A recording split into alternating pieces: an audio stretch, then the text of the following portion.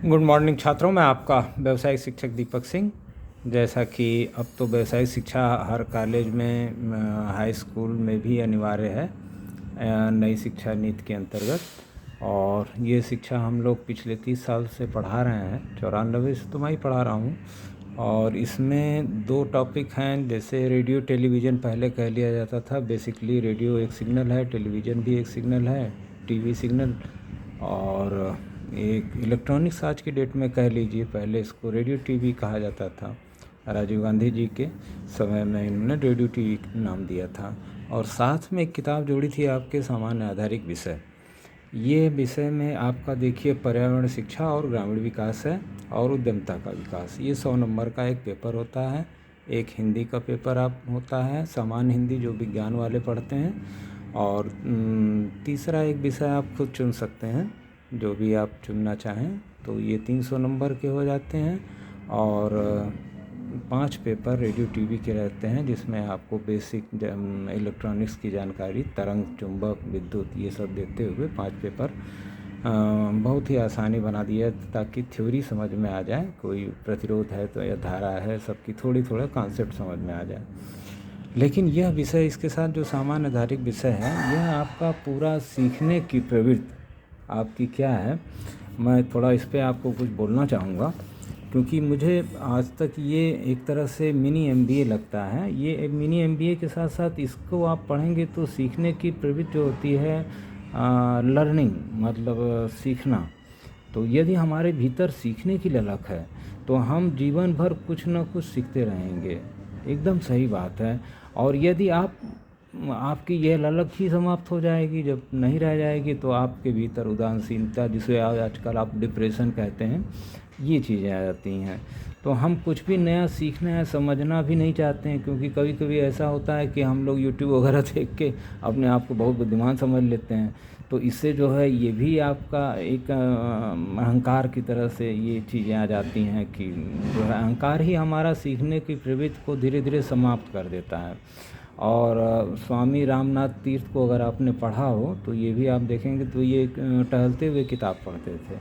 तो कई लोगों ने इनसे पूछा कि भैया क्यों आप ये टहलते हुए पढ़ते हैं, तो इन्होंने बहुत मुस्कुराते हुए उत्तर दिया कि सारा संसार ही मेरे लिए पाठशाला है।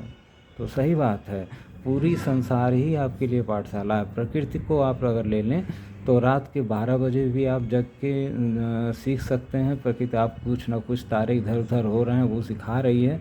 ठीक है, हमारी वो नहीं है, लेकिन फिर भी प्रकृति हमको दिन में सिखा रही है, पौधे को बढ़ना, गाय मधुओं को जीना। तो ये सब सीखते हैं। आप धान भी अब बोना सीखते हैं। पहले ही हम लोग धान बोते थे तो आप देखेंगे होंगे कि गा गा के बोते थे। तो गाने से, बोने से हमारी उपज भी ज़्यादा होती थी, और ज़्यादा डाई यूरिया पोटास का वो भी नहीं चक्कर था। लेकिन आज की डेट में हम लोग रो रो के वही बुआई करते हैं, और उपज वही डाई यूरिया पोटास के बराबर ही 20 मन। आज से 20 साल पहले मैंने खेती की थी, तो 1 बीघा में 20 मन था, वो आज भी 20 मन वैसे का वैसे ही है। और अभी किसी किसान से पूछ लीजिएगा, 20 मन की जगह मतलब 8 कुंटल मैं कह रहा हूँ, तो 8 या 10 कुंटल यही रहेगा। तो किसी का अच्छा हो गया तो 10 कुंटल, नहीं तो 8 कुंटल। तो वास्तव में सीखने की प्रवृत्ति स्वयं ही अपना मार्ग खोज लेती है। यदि हम किसी भी परिस्थिति में आप चल रहे हो छात्रों, हमारे पुराने छात्रों को भी मैं कहूँगा, क्योंकि वो अब कुछ 30, 35, 25 पे होंगे, तो साइड में भी आप डिस्टेंस लर्निंग से भी आप अपने स्किल को बढ़ा सकते हैं। और आजकल डिजिटल युग है, और इसमें आप जो है इस तरह बढ़ा के अपनी सीखने की प्रवृत्ति को मत कम करिएगा। नौकरी तक सीमित रख के और घर आना जाना से तक सीमित मत रखिएगा। अपनी जो और भी स्किल है, जैसा कि मैंने आपको इंटर में टाइपिंग बोल रखा है, स्टेनोग्राफर वाला भी बोल रखा है, और तैयारी वाला भी बोल रखा है, थोड़ा एनसीसी भी बोल रखा है। तो सीखने की प्रवृत्ति हर जगह रहनी चाहिए। इससे आपका जीवन जो है आगे के लिए, आगे क्या, 57 साल मेरी उम्र है, 55 साल मान लीजिए। तो 55 साल के बाद अभी मेरी सीखने की का मन है कि हम एक किताब लिखें, और उस किताब को लिख के, जैसे कि 10 साल पहले मैंने अपने कॉलेज में एक शिक्षक की, कन्हई राम जी की किताब लिखवाई थी। उनके लिखवाने में लिखा उन्होंने था, मदद की थी। प्रिंट कराने में, छपवाने में, पब्लिश करने में ही गाजीपुर में ही। और आज की डेट में वो पद्म श्री पुरस्कार भी पाए हुए हैं कन्हैयाराम जी। और मेरे स्कूल का एक चपरासी भी था जो बहुत ज़्यादा कविताएं लिखता था, रमेश करके, और पागल उसका शीर्षक था।